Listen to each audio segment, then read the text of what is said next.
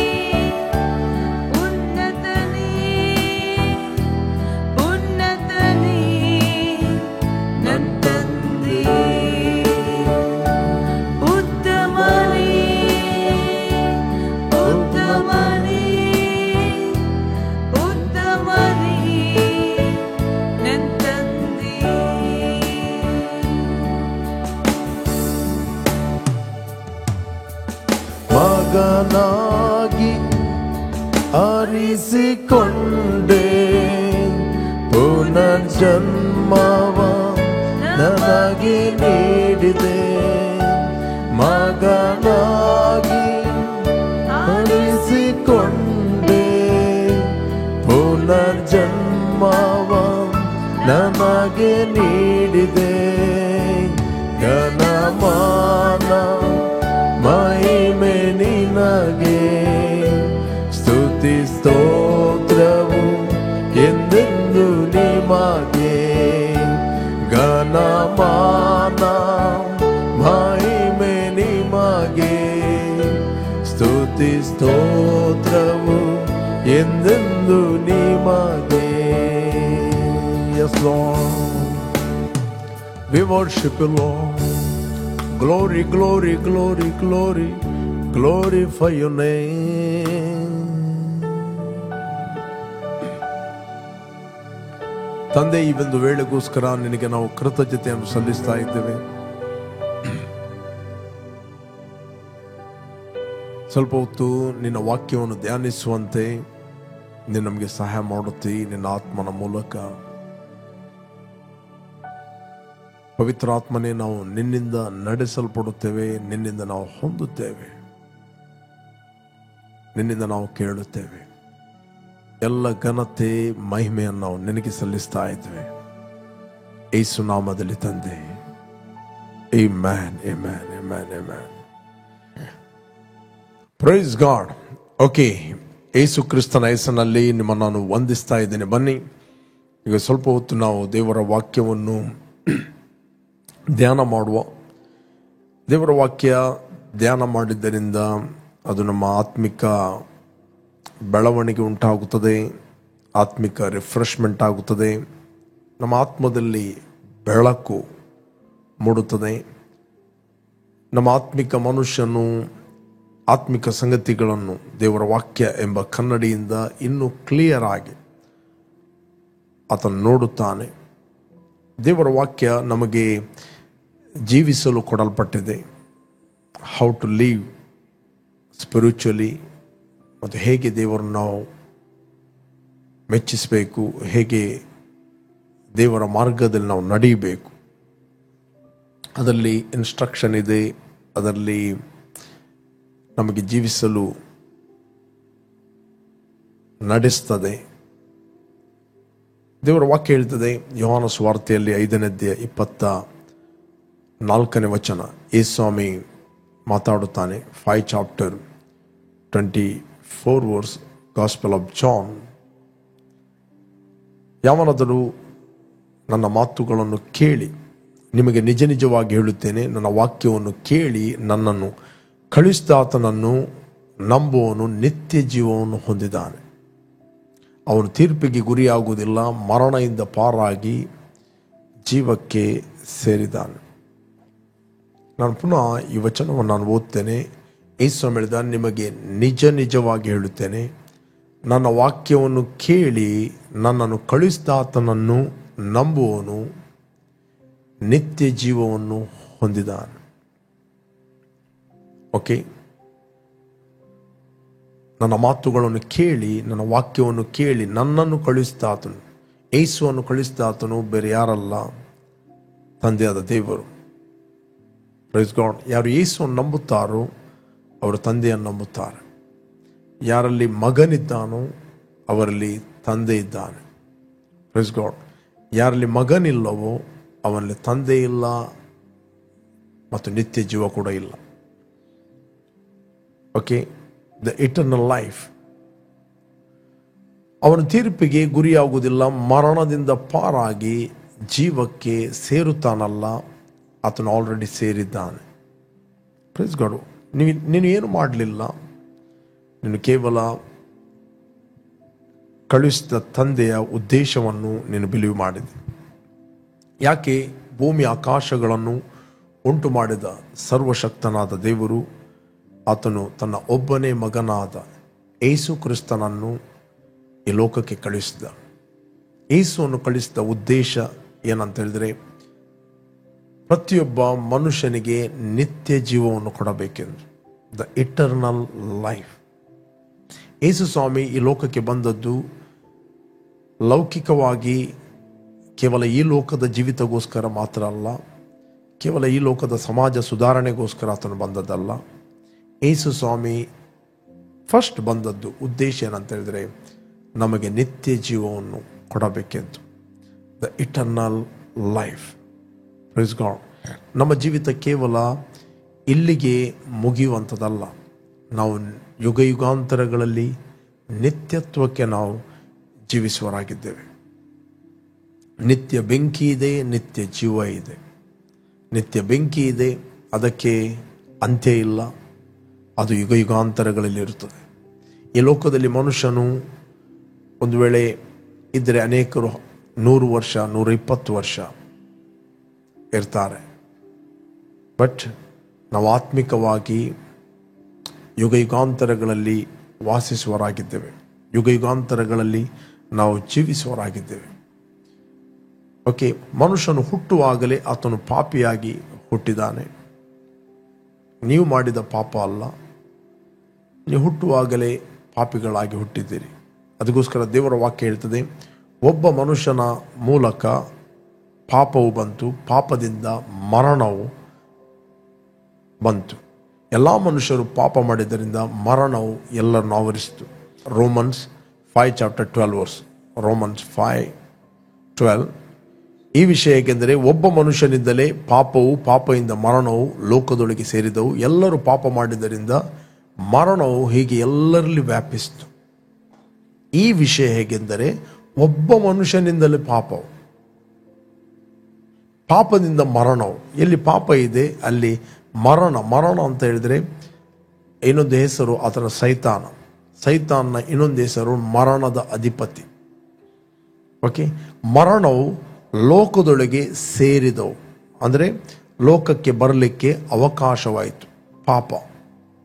ಆದ್ದರಿಂದ ಎಲ್ಲರೂ ಪಾಪ ಮಾಡಿದ್ದರಿಂದ ಮರಣವು ಹೀಗೆ ಎಲ್ಲರಲ್ಲೂ ವ್ಯಾಪಿಸಿತು. ಹುಟ್ಟಿದ ಪ್ರತಿಯೊಬ್ಬ ವ್ಯಕ್ತಿ ಆತನು ಪಾಪಿಯಾದ ಕಾರಣ ಮರಣವು ಪ್ರತಿಯೊಬ್ಬರನ್ನು, ಅಂದರೆ ಸೈತಾನನು ಪ್ರತಿಯೊಬ್ಬರನ್ನು ಆಳಲಿಕ್ಕೆ ಸ್ಟಾರ್ಟ್ ಮಾಡಿದ, ದೊರೆತನ ಮಾಡಲಿಕ್ಕೆ ಸ್ಟಾರ್ಟ್ ಮಾಡಿದ. ಇನ್ನೊಂದು ವಚನ ನಾವು ಓದಿದ ನಮಗೆ ಸಿಗ್ತದೆ, ರೋಮನ್ಸ್ 5:15 ಹೇಳ್ತದೆ ಅಲ್ಲಿಯ ಮುಂದೆ. ಆದರೆ ಅಪರಾಧದ ಸಂಗತಿಗೂ ದೇವರ ಕೃಪಾದಾನದ ಸಂಗತಿಗೂ ಬಹಳ ಹೆಚ್ಚು ಕಡಿಮೆ ಉಂಟು. ಹೇಗೆಂದರೆ ಆ ಒಬ್ಬನ ಅಪರಾಧದಿಂದ ಎಲ್ಲ ಮನುಷ್ಯರು ಸತ್ತದ್ದು ನಿಶ್ಚಯವಾಗಿರಲಾಗಿದೆ. ಒಬ್ಬನ ಅಪರಾಧದಿಂದ ಎಲ್ಲ ಮನುಷ್ಯರು ಸತ್ತದ್ದು ನಿಶ್ಚಯವಾಗಿರಲಾಗಿದೆ. ಆತನು ಆದಾಮ. ಓಕೆ, ಎಲ್ಲ ಮನುಷ್ಯರು ಸತ್ತದ್ದು ನಿಶ್ಚಯವಾಗಿರಲಾಗಿ ದೇವರ ಕೃಪೆಯು ಯೇಸು ಕ್ರಿಸ್ತನೆಂಬ ಈ ಒಬ್ಬ ಪುರುಷನ ಕೃಪೆಯಿಂದ ಸಿಕ್ಕುವ ವರವು, ಯೇಸು ಕ್ರಿಸ್ತನೆಂಬ ಈ ಒಬ್ಬ ಪುರುಷನ ಕೃಪೆಯಿಂದ ಸಿಕ್ಕುವ ವರವು ಎಲ್ಲ ಮನುಷ್ಯರಿಗೆ ಹೇರಳವಾಗಿ ಸಿದ್ಧವಾಗಿರುವುದು ಮತ್ತು ನಿಶ್ಚಯವಲ್ಲವೇ. ಓಕೆ, ಒಬ್ಬ ಮನುಷ್ಯನಿಂದ ಪಾಪ ಬಂತು, ಒಬ್ಬ ಮನುಷ್ಯನ ಅವಿಧೇಯತ್ವದಿಂದ ಎಲ್ಲ ಮನುಷ್ಯರು ಪಾಪಿಗಳಾದರೂ ಎಲ್ಲ ಮನುಷ್ಯರು ಸತ್ತದ್ದು ನಿಶ್ಚಯ. ಈ ಲೋಕದಲ್ಲಿ ಯಾರೇ ಹುಟ್ಟಲಿ, ಯಾವ ಹಿನ್ನೆಲೆಯಿಂದ ಹುಟ್ಟಲಿ, ಆತನು ಹುಟ್ಟುವಾಗಲೇ ಪಾಪಿಯಾಗಿ ಆತನು ಹುಟ್ಟಿದಾನೆ. ಓಕೆ, ಇದೇ ಆತನು ದೇವರ ಅನ್ಯೋನ್ಯತೆಯನ್ನು ಕಳಕೊಂಡ ವ್ಯಕ್ತಿಯಾಗಿ ಹುಟ್ಟಿದಾನೆ. No fellowship with God. ದೇವರೊಟ್ಟಿಗೆ ಅನ್ಯೋನ್ಯತೆ ಇಲ್ಲ, ಫೆಲೋಶಿಪ್ ಹೋಗಿದೆ. ಥ್ಯಾಂಕ್ ಗಾಡ್, ದೇವರು ನನ್ನನ್ನು ಮತ್ತು ನಿನ್ನನ್ನು ಪ್ರೀತಿ ಮಾಡಿದ್ದಾನೆ. ಯೇಸು ಕ್ರಿಸ್ತನ 2000 ವರ್ಷಗಳ ಹಿಂದೆ ಆತನು ಮನುಷ್ಯನಾಗಿ ಈ ಲೋಕಕ್ಕೆ ಬಂದ. ಆತನು ಪಾಪಿಯಾಗಿರಲಿಲ್ಲ, ಆತನು ಪಾಪವಾದ ಅಂತ ಬೈಬಲ್ ಹೇಳ್ತದೆ. ಆತನು ದೇವರ ಅನ್ಯೋನ್ಯತೆಯಲ್ಲಿ ಇದ್ದ. ಹುಟ್ಟುವಾಗಲೇ ಆತನು ದೇವರ ಅನ್ಯೋನ್ಯತೆಯಲ್ಲಿ ಹುಟ್ಟಿದ. ಅದಕ್ಕೋಸ್ಕರ ಯೇಸು ಹೇಳಿದ, ನಾನು ಮತ್ತು ನನ್ನ ತಂದೆ ಒಂದಾಗಿದ್ದೇವೆ. ನಾನು ಮತ್ತು ನನ್ನ ತಂದೆ, I and my father are one. Yesu ಹೇಳಿದ. ಆತನಲ್ಲಿ ಪಾಪ ಇರಲಿಲ್ಲ, ಆದರೂ ಆತನು ಎಲ್ಲ ಮನುಷ್ಯರ ಪಾಪಗೋಸ್ಕರ ಆತನು ಕ್ರೂಜೆಯಲ್ಲಿ ಪ್ರಾಣವನ್ನು ಕೊಟ್ಟ. ದಟ್ ಮೀನ್ಸ್ ಕ್ರೂಜೆಯಲ್ಲಿ ಯಾಕೆ ಸತ್ತ ಅಂತ ಹೇಳಿದ್ರೆ, ನಮ್ಮ ಮೇಲಿದ್ದ ತೀರ್ಪು, ನಮ್ಮ ಮೇಲಿದ್ದ ಅಪರಾಧ ನಿರ್ಣಯ, ಯೇಸು ಸ್ವಾಮಿ ಆ ಜಡ್ಜ್ಮೆಂಟನ್ನು ತಾನು ತೆಗೆದುಕೊಂಡ. ಅದಕ್ಕೋಸ್ಕರ ಕೊಲೇಷನ್ಸ್ 2:14 ಹೇಳ್ತದೆ. ಕೊಲೇಷನ್ 2:14 ಆತನು ನಮ್ಮ ಅಪರಾಧಗಳನ್ನೆಲ್ಲ ಕ್ಷಮಿಸಿ ನಮ್ಮ ಮೇಲೆ ದೋಷಾರೋಪಣೆ ಮಾಡಿದಂಥ ಆಜ್ಞಾರೂಪವಾಗಿದ್ದ ಪತ್ರವನ್ನು ಕೆಡಿಸಿ ಅದನ್ನು ಶಿಲುಬೆಗೆ ಜಡಿದು ಇಲ್ಲದಂತಾಗ ಮಾಡಿದನು. ಪುನಃ ನಾನು ಓದ್ತೇನೆ. ಆತನು ನಮ್ಮ ಅಪರಾಧಗಳನ್ನೆಲ್ಲ ಕ್ಷಮಿಸಿ. ಯಾರು ಕ್ಷಮಿಸಿದ್ದಾನೆ? ಯೇಸು ಸ್ವಾಮಿ ಕ್ಷಮಿಸಿದ್ದಾನೆ. ಆತನು ನಮ್ಮ ಅಪರಾಧಗಳನ್ನೆಲ್ಲ ಕ್ಷಮಿಸಿ ನಮ್ಮ ಮೇಲೆ ದೋಷಾರೋಪಣೆ ಮಾಡಿದಂಥ ಆಜ್ಞಾರೂಪವಾಗಿದ್ದ ಪತ್ರ, ದಟ್ ಮೀನ್ಸ್ ತೀರ್ಪಿನ ಪತ್ರ. ಈ ಭಾರತ ದೇಶದಲ್ಲಿ ಒಂದು ಲಾ ಇದೆ, ಸಂವಿಧಾನ ಇದೆ. ನಾವು ನೋಡ್ತೇವೆ, ಒಬ್ಬ ವ್ಯಕ್ತಿಗೆ ಜಡ್ಜ್ ತೀರ್ಪು ಕೊಡ್ತಾನೆ, ಜಡ್ಜ್ಮೆಂಟ್. ಆ ತೀರ್ಪು ಅವನ ಮೇಲೆ ಕೊಟ್ಟಾಗ ಅವನಿಗೆ ಮರಣದಂಡನೆ ತೀರ್ಪು ಕೊಡ್ಬೋದು, ಏನೇ ಕೊಡ್ಬೋದು. ಓಕೆ, ಆ ಅಪರಾಧದ ನನ್ನ ಮೇಲೆ ಮತ್ತು ನಿನ್ನ ಮೇಲೆ ಇದ್ದ ಆ ತೀರ್ಪಿನ ಪತ್ರವನ್ನು, ಅಪರಾಧದ ಪತ್ರವನ್ನು ಯೇಸು ಸ್ವಾಮಿ ತನ್ನ ಮೇಲೆ ತೆಗೆದುಕೊಂಡ. ಆ ಜಡ್ಜ್ಮೆಂಟ್ ಅನ್ನು ಆತನು ತನ್ನ ಮೇಲೆ ತೆಗೆದುಕೊಂಡ, ತೀರ್ಪನ್ನು ಆತನು ತನ್ನ ಮೇಲೆ ತೆಗೆದುಕೊಂಡ. ನಾವು ನೋಡ್ತೇವೆ. ಅದಕ್ಕೆ ಬೈಬಲ್ ಹೇಳ್ತದೆ, ಆ ತೀರ್ಪನ್ನು ಆತನು ತನ್ನ ಮೇಲೆ ತೆಗೆದುಕೊಂಡ ಕಾರಣ ಇವತ್ತು ನಮಗೆ ಆ ತೀರ್ಪಿನಿಂದ ಬಿಡುಗಡೆ ಆಗಿದೆ. ಅದಕ್ಕೋಸ್ಕರ ಯೇಸು ಸ್ವಾಮಿ ಹೇಳಿದ, ನನ್ನ ಮಾತುಗಳನ್ನು ಕೇಳಿ ನನ್ನನ್ನು ಕಳುಹಿಸಿದ ಆತನು ನಂಬುವವನು ನಿತ್ಯ ಜೀವವನ್ನು ಹೊಂದಿದ್ದಾನೆ. ಅವನು ಮರಣದಿಂದ ಪಾರಾಗಿ ಜೀವಕ್ಕೆ ಸೇರಿದ್ದಾನೆ. ಓಕೆ, ಆತನು ತೀರ್ಪಿಗೆ ಗುರಿ ಆಗುವುದೇ ಇಲ್ಲ. There is no judgment upon him. ಆತನ ಮೇಲೆ ತೀರ್ಪು ಇಲ್ಲ. ಆತನು ತೀರ್ಪಿನಿಂದ ಪಾರಾಗಿದ್ದಾನೆ. ಆತನು ತೀರ್ಪಿನಿಂದ ಬಿಡುಗಡೆ ಆಗಿದ್ದಾನೆ. ಆತನು ತೀರ್ಪಿನಿಂದ ವಿಮುಕ್ತನಾಗಿದ್ದಾನೆ. ಅದಕ್ಕೆ ಸತ್ಯವೇದ ಹೇಳ್ತದೆ, ಕ್ರಿಸ್ತ ಯೇಸುನಲ್ಲಿ ಇರುವವರಿಗೆ ಈಗ ಅಪರಾಧ ನಿರ್ಣಯ ಇಲ್ಲವೇ ಇಲ್ಲ. ಓಕೆ, ರೋಮನ್ಸ್ 8 ಚಾಪ್ಟರ್ 11 ವರ್ಸ್ ಹೇಳ್ತದೆ.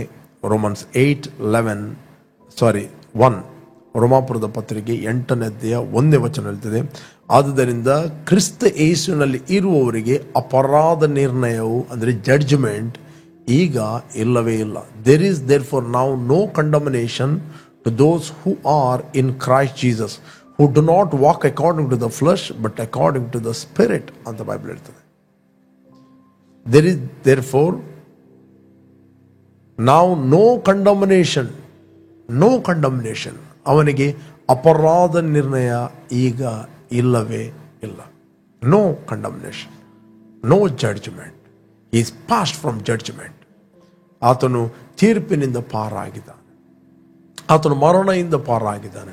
ಆತನು ಹ್ಯೂಮನ್ ಸ್ಪಿರಿಟ್ ಮರಣದ ಆಡಳಿತದಿಂದ ಕಿತ್ತು ತೆಗೆದು ಜೀವಕ್ಕೆ ಸೇರಿದ್ದಾನೆ.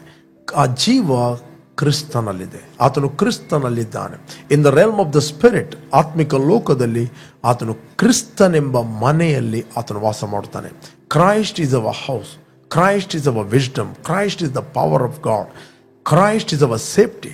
ಕ್ರಿಸ್ತನು ನಮ್ಮ ಪ್ರೊಟೆಕ್ಷನ್ ಆಗಿದ್ದಾನೆ, ಸಂರಕ್ಷಣೆ ಆಗಿದ್ದಾನೆ. ಕ್ರಿಸ್ತನ್ ನಮ್ಮ ವಿಶಾಲವಾದ ಸ್ಥಳವಾಗಿದ್ದಾನೆ. ಕ್ರಿಸ್ತನ್ ನಮ್ಮ ಮನೆಯಾಗಿದ್ದಾನೆ. ಕ್ರಿಸ್ತನಲ್ಲಿ ನಾವು ಸುರಕ್ಷಿತರಾಗಿದ್ದೇವೆ. ಕ್ರಿಸ್ತನಲ್ಲಿ ನಾವು ಇದ್ದೇವೆ, ಜೀವದಲ್ಲಿ ನಾವು ಇದ್ದೇವೆ. Praise God. ಅಪರಾಧ ನಿರ್ಣಯ ನಮ್ಮ ಮೇಲೆ ಈಗ ಇಲ್ಲವೇ ಇಲ್ಲ. There is therefore no condemnation, no judgment.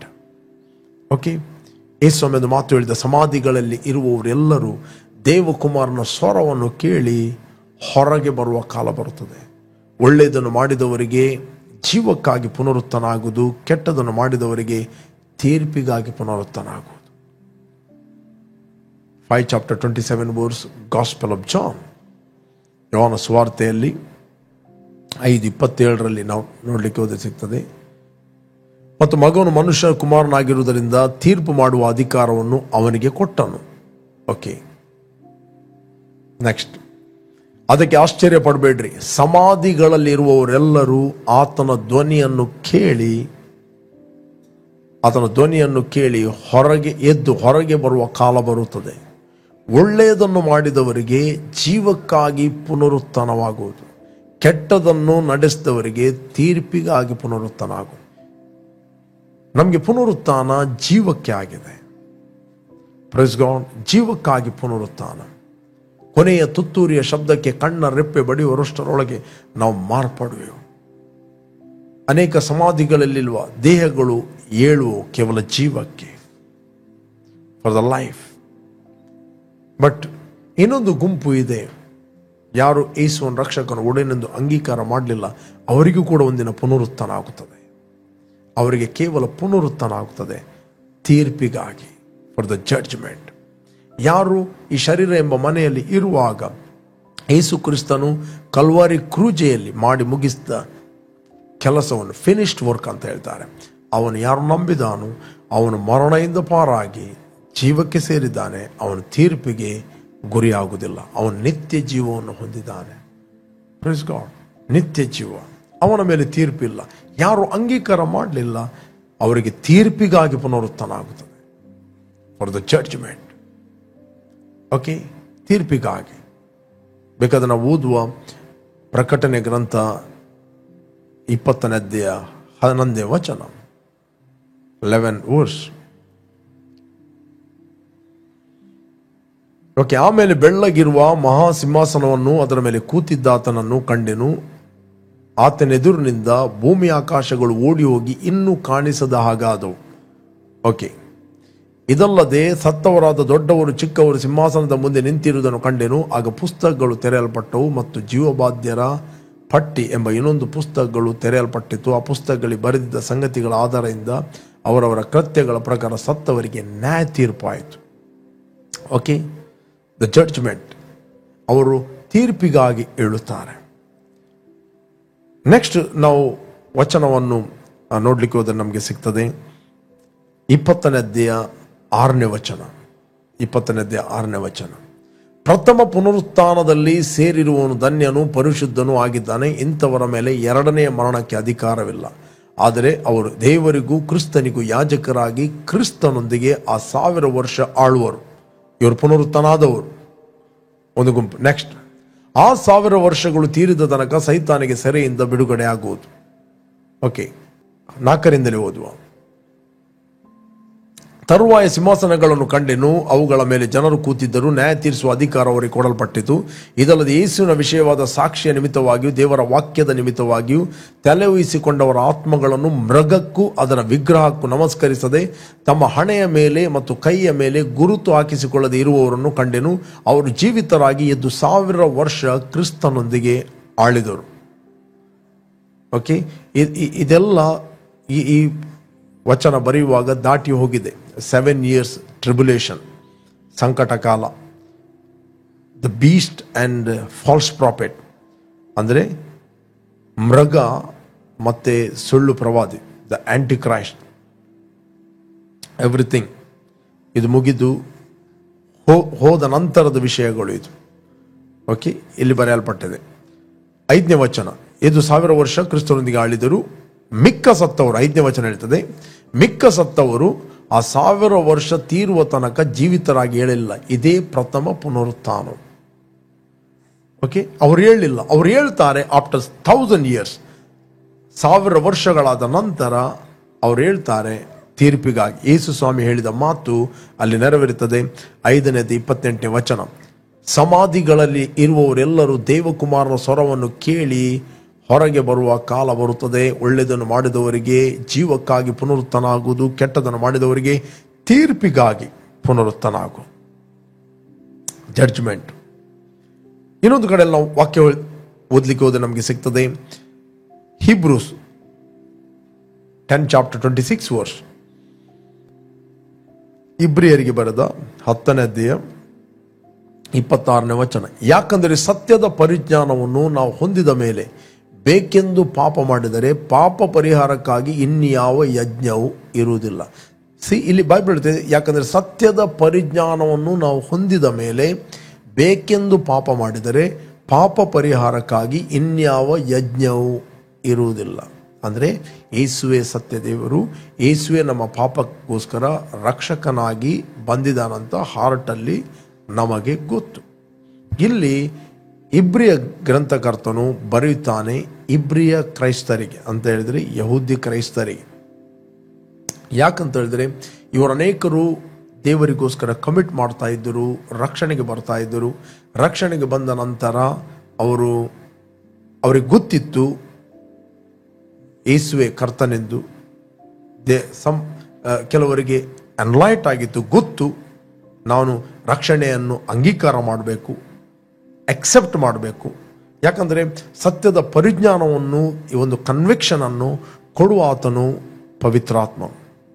ಅವ್ರಿಗೆ ಗೊತ್ತು, ಬಟ್ ಡಿಸಿಷನ್ ತೆಗೆದುಕೊಳ್ಳಲಿಕ್ಕೆ ಬೇಡ.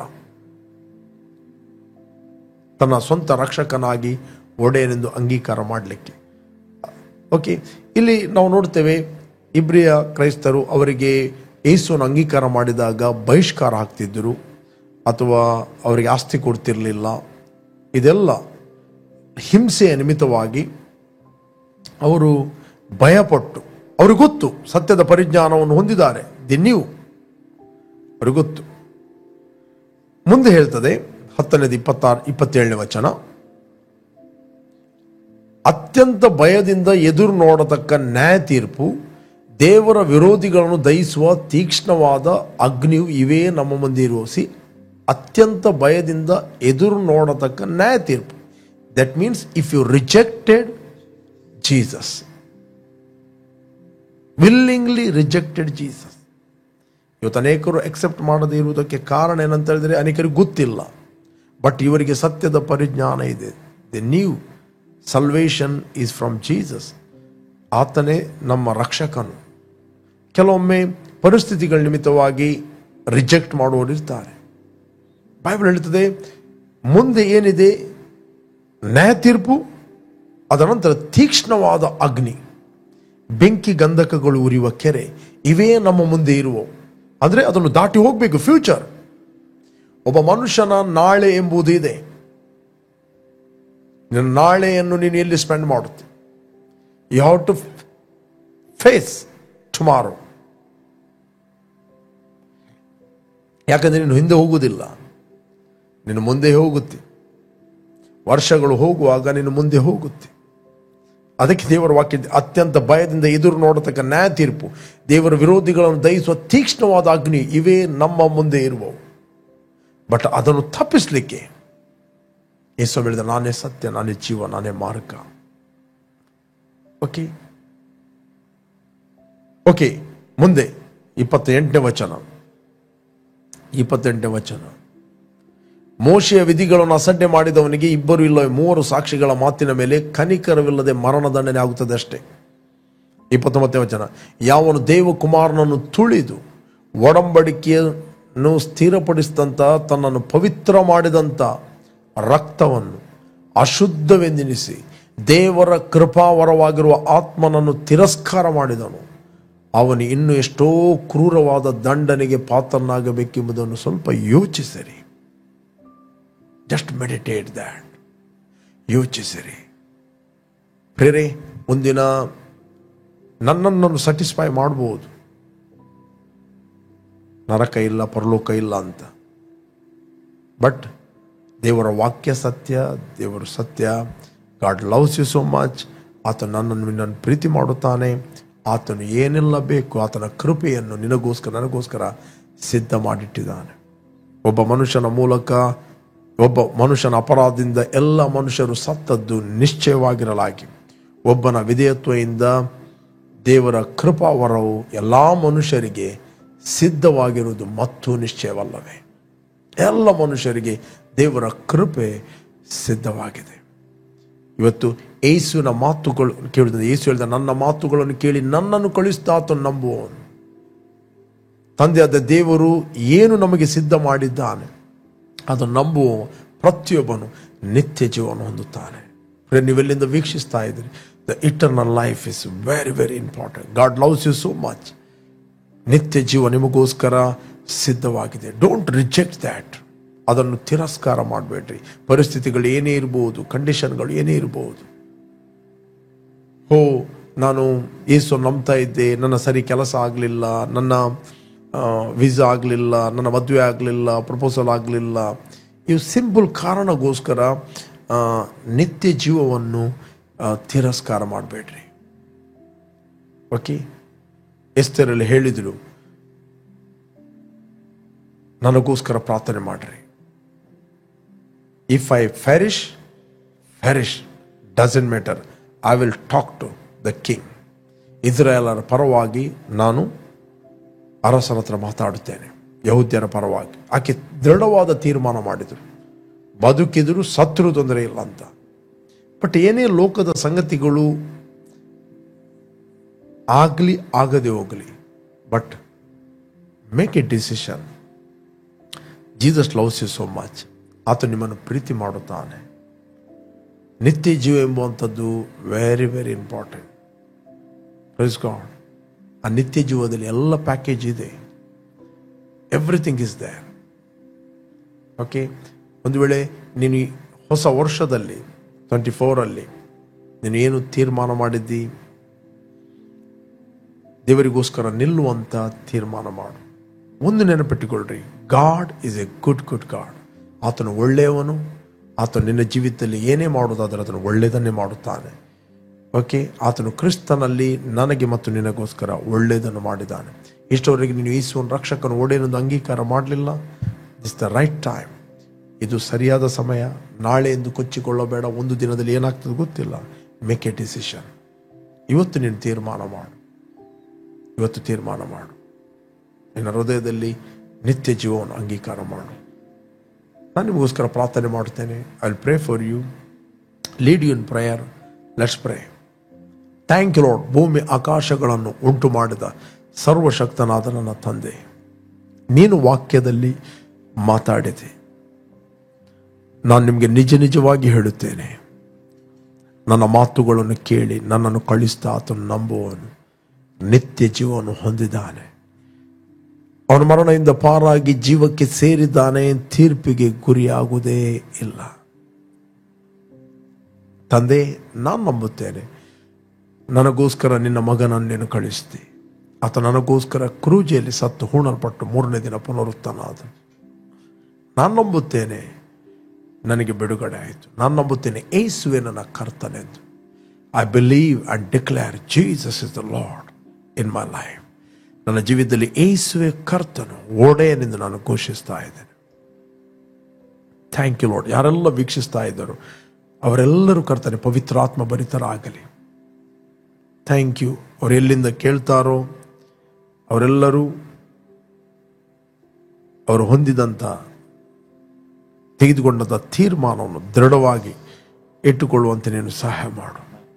I release the supernatural anointing and grace and favor and protection of God. In Jesus' name. Amen. Amen. Amen. Amen.